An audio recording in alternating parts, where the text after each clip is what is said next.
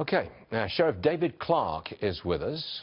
Sheriff, you've seen the same thing as our audience has just seen. What do you make of this? Well, first of all, it rips your heart off, and Yeah. my thoughts and prayers are with that family as they struggle with what just happened. But think of some of the things he said. You know, 15-year-old with a firearm. You're talking about this senseless bloodshed over his shoes. That's cultural dysfunction. This is the thing that Donald Trump talked about on the President-elect Donald Trump now talked about on the campaign trail about the lawlessness and the need for law and order in the American ghetto in cities like Chicago, where they now have over 700 homicides to date. Just in 2016 alone, and over 3,000 people have been shot in non-fatal shootings. He talked about a better quality of life for black people living in these violent communities. I think the nomination of Senator Jeff Sessions to be the next United States Attorney General is a good step in that direction to bring law and order back to these struggling communities. I just have to bring this up as well. The mayor of Chicago, Rahm Emanuel, he says he's a sanctuary city, always has been, always will be. He's not going to deport illegal criminal immigrants because he says he wants to protect citizens. I mean, what do you make of this, too? This is Chicago. That's where that man's grandson was killed. Look, Rahm Emanuel's lost. He has no clue. First of all, illegal aliens, illegal immigrants are not citizens. His duty and obligation first is to the law-abiding citizens of the city of Chicago. And in the end, it's not going to be up to him as to whether he will deport. That will be up to Immigrations and Customs Enforcement and the Border Patrol as well. So he won't have any say in this. Sheriff, I need your comment on something that's happened over the last 24 hours. Police under attack again. In San Antonio, an officer shot and killed. He was making a traffic stop. In St. Louis, Missouri, an officer shot in the face while in traffic. That officer expected to survive. Two other incidents happened in Gladstone, Missouri and Sanibel, Florida, not yet being called ambushes. The first two, they were.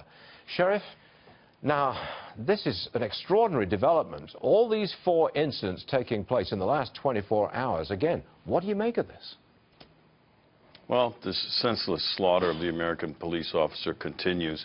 A lot of this has to do with the negative, dangerous rhetoric that has been bandied about over the last several years. This isn't anything recent. My heart and my prayers go out not only to the slain officers and the officers who will be expected to survive, but also to those cities that are grappling with this senseless violence against their community's finest. Again, this is another thing that President-elect Donald Trump talked about on the campaign trail, the support of the American police officer. We have the overwhelming support of the law-abiding people that we serve in our communities.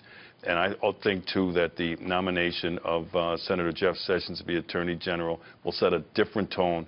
We'll have a United States Department of Justice that won't view the American police officer as an adversary, but they'll look at the American police officer as an ally in the pursuit of justice in the criminal element. And I think that narrative will go a long way into reducing. Nothing will totally eliminate this dangerous job, but reducing these senseless, unlawful attacks against the American police officers. Senator Sessions is nominated to be the Attorney General, and all we're hearing is that maybe 30 years ago he made some racially insensitive remarks.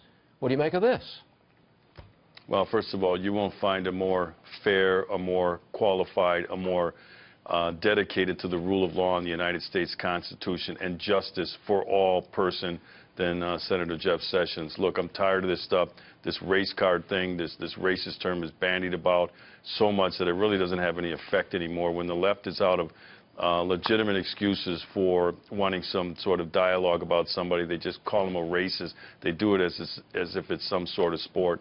I expect Senator Jeff Sessions to be, he's one of the most honored person, among his colleagues in the U.S. Senate as well. So this is nothing new. This is what, it's an automatic default from the left, just call somebody a racist. I know Jeff Sessions, Senator Sessions. I've met him. I've worked with him on Capitol Hill. He doesn't have a racist bone in his body. Sheriff Clarke, as always, thank you for joining us, sir.